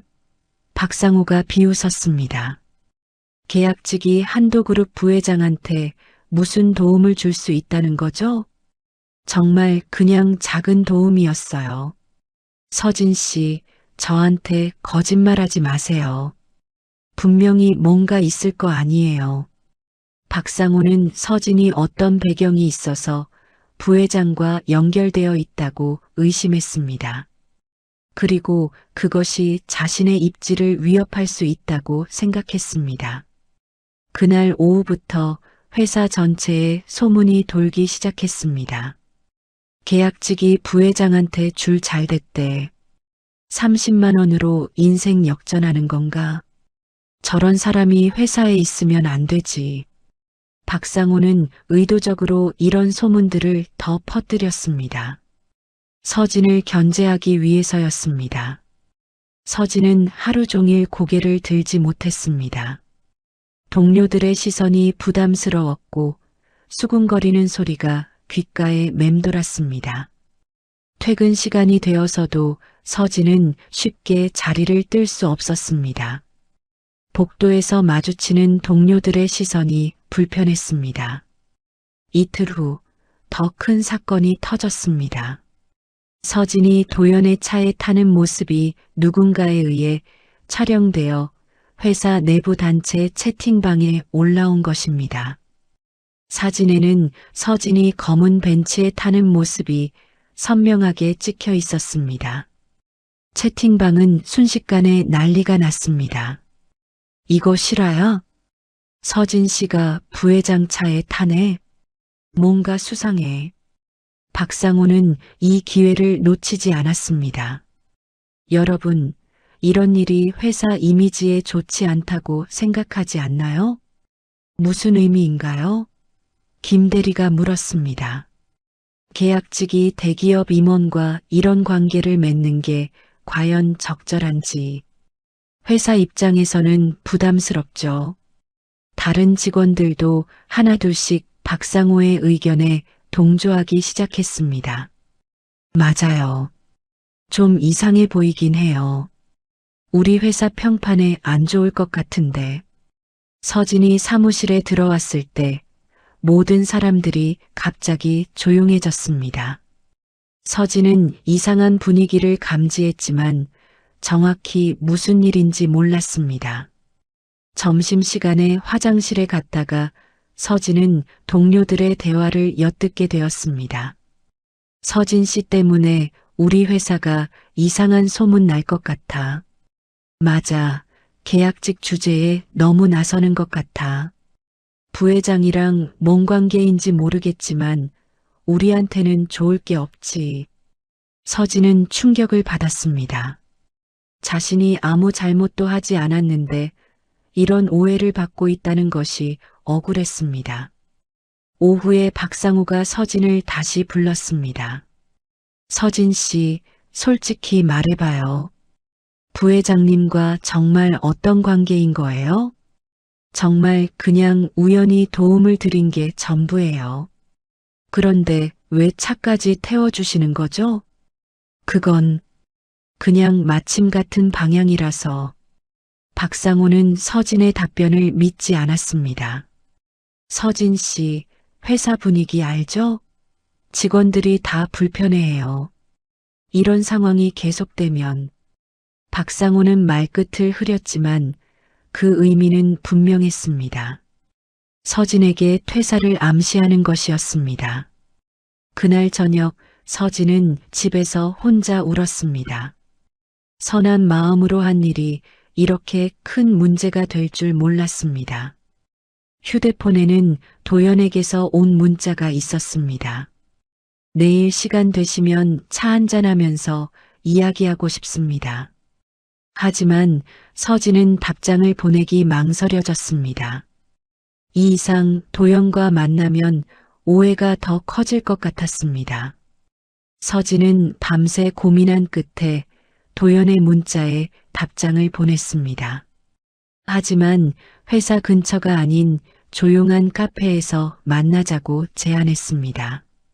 더 이상 오해를 받고 싶지 않았기 때문입니다. 다음 날 저녁 서진은 약속 장소인 카페에 도착했습니다. 도연은 이미 와서 기다리고 있었습니다. 평범한 옷차림으로 변장한 모습이었습니다. 오셨군요. 도연이 미소를 지으며 일어났습니다. 네. 서진이 조심스럽게 자리에 앉았습니다. 우선 주문부터 하죠. 뭘 드시겠어요? 아메리카노 하나만 주세요. 도연이 음료를 주문하고 돌아와서 서진의 표정을 살펴봤습니다. 지난번보다 훨씬 지쳐 보였습니다. 요즘 회사에서 힘드시죠? 도연이 조심스럽게 물었습니다. 서진이 고개를 들어 도연을 바라봤습니다. 어떻게 아셨어요? 제가 회사에 나타난 후 분위기가 어떨지 짐작이 갔습니다. 서진의 눈가가 붉어졌습니다. 부회장님, 저 때문에 오히려 피해 보시는 것 같아요. 그냥 거리를 두세요. 무슨 말씀이세요? 회사 사람들이 저를 이상하게 봐요. 계약직이 부회장님과 무슨 특별한 관계가 있다고 생각하고 서진이 지난 며칠간 겪었던 일들을 설명했습니다. 동료들의 차가운 시선, 박상호의 압박, 그리고 퇴사를 암시하는 분위기까지 도연은 서진의 이야기를 들으며 점점 화가 났습니다. 하지만 겉으로는 차분함을 유지했습니다. 서진 씨, 저는 당신에게서 돈을 본 게 아닙니다. 네. 도연이 진심 어린 목소리로 말했습니다. 가장 어려운 순간에도 타인을 도울 줄 아는 마음. 그게 진짜 가치입니다. 저 같은 사람이 무슨 가치가 있다고 있습니다. 아니, 너무나 소중한 가치죠. 도연은 창밖을 바라보며 계속 말했습니다. 제가 왜 그런 변장을 하고 다니는지 아세요? 사람들의 진짜 모습을 보고 싶어서입니다. 대부분은 가난하고 힘없어 보이는 사람을 외면합니다. 서진이 고개를 들어 도연을 바라봤습니다. 하지만 당신은 달랐어요. 자신도 어려운 상황에서 마지막 돈을 내주었죠. 그건 당연한 거잖아요. 당연하지 않습니다. 요즘 세상에 그런 사람이 얼마나 될까요? 도연이 서진의 손을 바라보며 말했습니다. 가난은 죄가 아닙니다. 계약직이라는 것도 부끄러운 일이 아니고요. 사람됨이 죄가 되면 안 되죠. 서진의 눈에서 눈물이 흘러내렸습니다. 지난 며칠간 받았던 상처와 억울함이 한꺼번에 올라왔습니다. 하지만 저는 정말 아무것도 아닌 사람이에요. 계약직이고 가난하고 그런 것들이 사람의 가치를 결정하지 않습니다. 도연이 서진을 바라보며 단호하게 말했습니다. 당신이 그날 제게 보여준 것은 돈이 아니라 인간성이었어요. 그것이야말로 어떤 돈으로도 살 수 없는 가치죠. 서진은 그제야 스스로를 조금 용서하기 시작했습니다. 자신이 부끄러워할 이유가 없다는 것을 깨달았습니다. 부회장님, 정말 고마워요. 고마워할 사람은 저예요. 당신 덕분에 아직도 세상에는 선한 사람들이 있다는 것을 확인했으니까요. 도연이 잠시 생각에 잠기더니 말했습니다. 서진 씨, 혹시 이직 생각 있으세요? 이직이요? 네, 더 좋은 조건의 회사로요. 서진이 당황하며 손을 흔들었습니다. 저는 그럴 능력이 없어요. 능력은 충분합니다. 다만 기회가 없었을 뿐이죠. 하지만 생각해 보세요. 지금 회사에서 받는 스트레스를 감내하면서까지 거기 있을 이유가 있나요? 서진은 고민에 빠졌습니다. 정말로 지금 회사를 떠날 수 있을까요? 아버지 병원비 때문에 수입이 끊기면 안 돼요. 그런 걱정은 하지 마세요. 제가 책임지겠습니다. 아니에요. 그럴 수는 없어요. 서진이 급하게 말했습니다. 도연의 호의에 감사했지만 그렇게 신세를 질 수는 없었습니다. 그럼 정당한 대가를 받고 일하는 것은 어때요? 정당한 대가요? 네, 당신의 능력에 맞는 대우를 받으면서 일하는 거죠. 도연의 제안을 들으며 서진은 새로운 희망을 느꼈습니다. 하지만 동시에 두려움도 있었습니다. 저 정말 할 수 있을까요? 할 수 있습니다. 제가 보증하죠. 두 사람은 한참 동안 대화를 나눴습니다. 도연은 서진에게 용기를 주었고 서진은 조금씩 자신감을 되찾기 시작했습니다. 다음 날 아침 도연은 서진과의 약속대로 한국산업기획회사를 다시 방문했습니다. 이번에는 전 직원 회의를 소집하라고 요청했습니다. 오전 10시 회의실에 모든 직원들이 모였습니다. 도연이 들어오자 모든 사람들이 긴장한 기색을 보였습니다. 오늘 한 가지를 분명히 하려고 왔습니다. 도연이 단호한 목소리로 말문을 열었습니다. 박상호가 앞자리에서 비웃는 표정을 지었습니다. 부회장님, 계약직 하나 때문에 이렇게까지 하실 필요가... 조용히 하세요. 도연이 날카롭게 말을 끊었습니다. 회의실이 순간 정적에 휩싸였습니다. 박상호의 얼굴이 굳어졌습니다. 도연은 모든 직원들을 둘러보며 크게 말했습니다. 이 회사는 가난한 사람을 무시하는 회사입니까? 약한 사람을 짓밟는 사람을 중용하는 회사입니까? 직원들이 숨을 삼키며 서로를 바라봤습니다. 아무도 대답하지 못했습니다. 윤서진 씨를 모함하고 괴롭힌 사람, 지금 당장 나와서 사과하세요.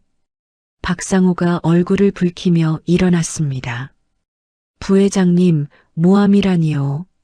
저희는 그냥 뭡니까? 회사 질서를 위해서 한 일입니다. 계약직이 감히... 도연의 눈빛이 차가워졌습니다. 계약직이 감히 뭡니까? 사람으로서 기본적인 예의도 받을 자격이 없다는 말입니까? 그게 아니라... 그때 도연이 가방에서 서류 뭉치를 꺼냈습니다. 박상호 씨, 이게 무엇인지 아세요? 박상호의 얼굴이 창백해졌습니다. 이것은 당신이 서진 씨에 대한 허위 소문을 퍼뜨린 증거입니다. 도연이 서류를 들어보이며 계속 말했습니다. 사내 메신저에서 악의적인 소문을 퍼뜨리고 동료들을 선동해서 한 사람을 집단으로 괴롭힌 증거들이 모두 여기에 있습니다. 직원들 사이에서 탄식이 터졌습니다.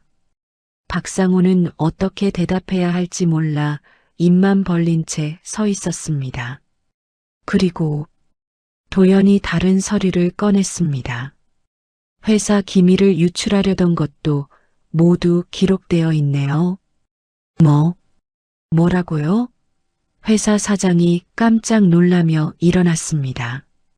박상호 씨가 경쟁업체에 우리 회사 정보를 팔려고 했던 증거입니다. 박상호가 완전히 당황하며 변명했습니다. 그건 오해입니다. 오해가 아닙니다. 모든 증거가 여기에 있어요. 도연이 서류를 사장에게 건네주었습니다. 사장이 서류를 보더니 경악한 표정을 지었습니다. 박상호, 이게 사실이야? 사장이 소리쳤습니다. 박상호는 더 이상 변명할 수 없었습니다. 모든 증거가 너무나 명확했습니다. 저는 당신은 서진 씨를 괴롭히면서 정작 자신이 회사를 배신하고 있었군요. 도연이 차갑게 말했습니다. 직원들이 모두 박상호를 비난하는 시선으로 바라봤습니다. 지금까지 박상호의 말에 동조했던 사람들도 부끄러워했습니다. 도연이 모든 직원들을 바라보며 말했습니다. 여러분, 사람을 판단할 때 무엇을 기준으로 해야 할까요? 고용 형태입니까? 경제적 상황입니까? 아무도 대답하지 않았습니다. 아니면 그 사람의 인품과 마음가짐입니까? 김 대리가 조심스럽게 손을 들었습니다. 인품이 중요하다고 생각합니다. 맞습니다. 윤서진 씨는 어려운 상황에서도 타인을 도울 줄 아는 사람입니다. 반면 박상호 씨는 어떤가요? 박상호가 고개를 떨군 채 아무 말도 하지 못했습니다. 앞으로 이 회사에서 이런 일이 다시 일어나면 안 됩니다. 사람을 외모나 지위로 판단하지 마세요. 회사 사장이 일어서서 말했습니다. 부회장님 말씀이 맞습니다. 저희가 잘못했습니다. 그리고 박상호 씨, 도연이 박상호를 바라봤습니다. 네.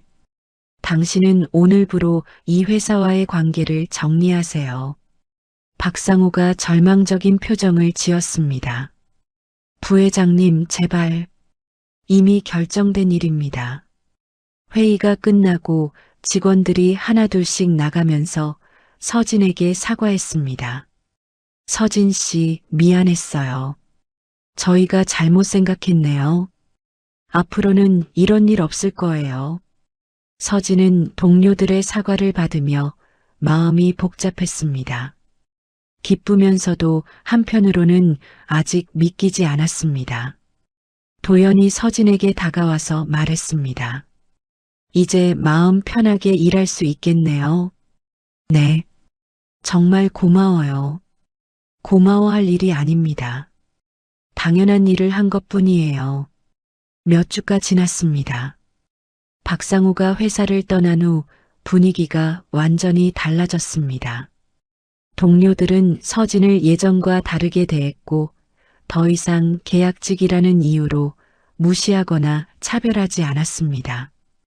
어느 금요일 오후 도연이 다시 회사를 방문했습니다. 이번에는 서진을 별도로 만나기 위해서였습니다. 서진 씨, 잠깐 이야기할 시간 있나요? 도연이 정중하게 말했습니다. 네, 물론이죠.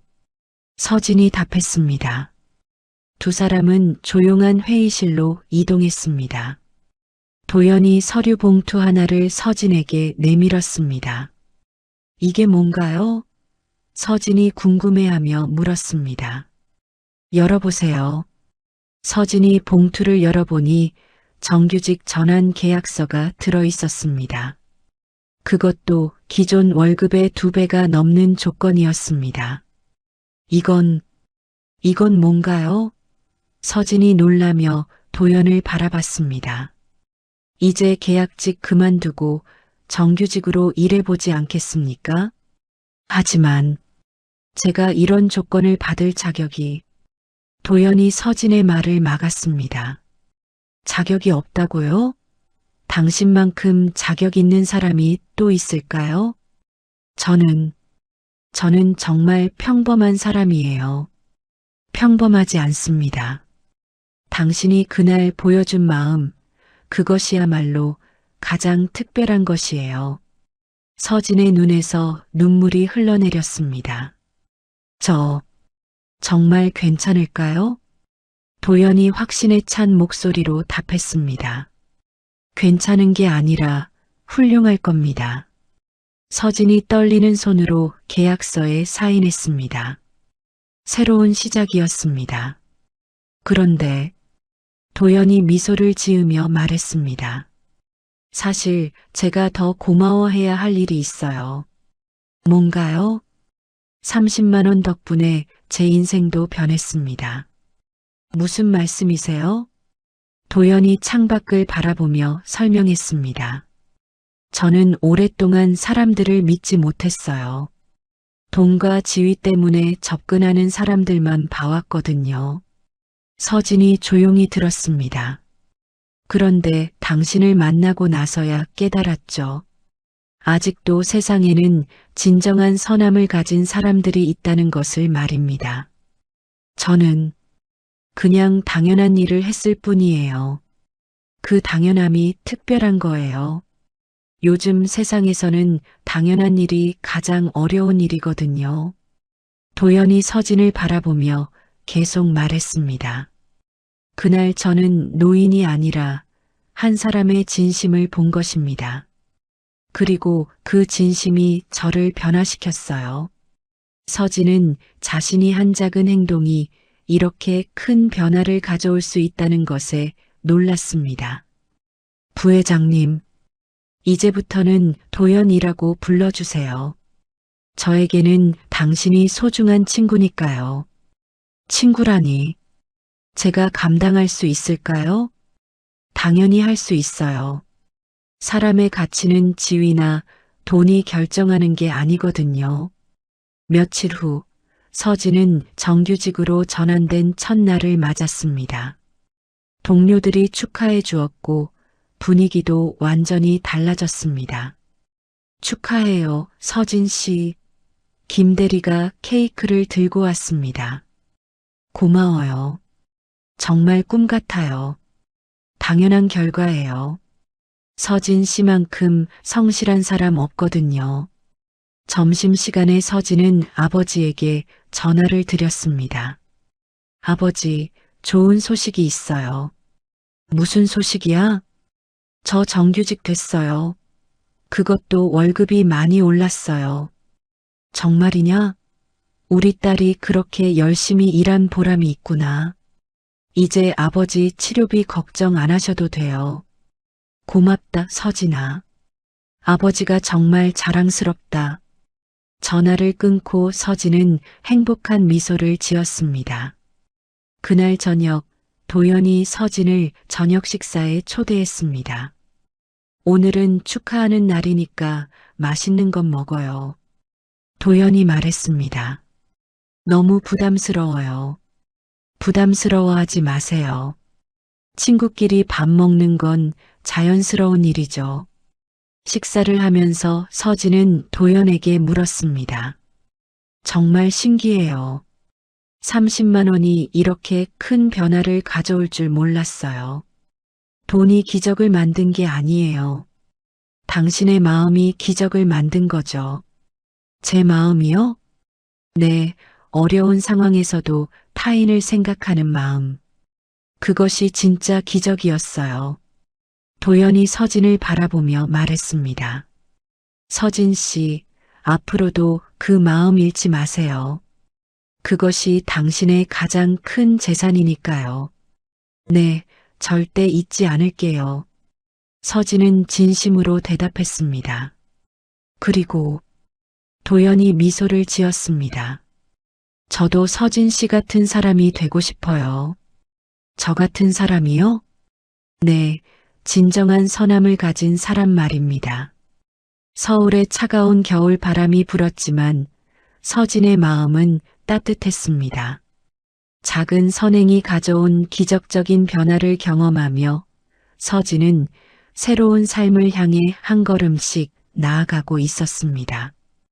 그리고 도연 역시 서진을 통해 진정한 인간의 가치가 무엇인지 다시 한번 깨닫게 되었습니다. 30만 원이라는 작은 돈이 만들어낸 아름다운 변화였습니다. 귀한 시간 내어 이 영상을 함께 해주셔서 진심으로 감사합니다. 여러분의 한 번 시청, 한 줄 댓글이 저에게 큰 힘이 됩니다. 앞으로도 마음을 어루만지는 이야기로 보답드리겠습니다. 항상 건강하시고 따뜻한 하루 보내세요.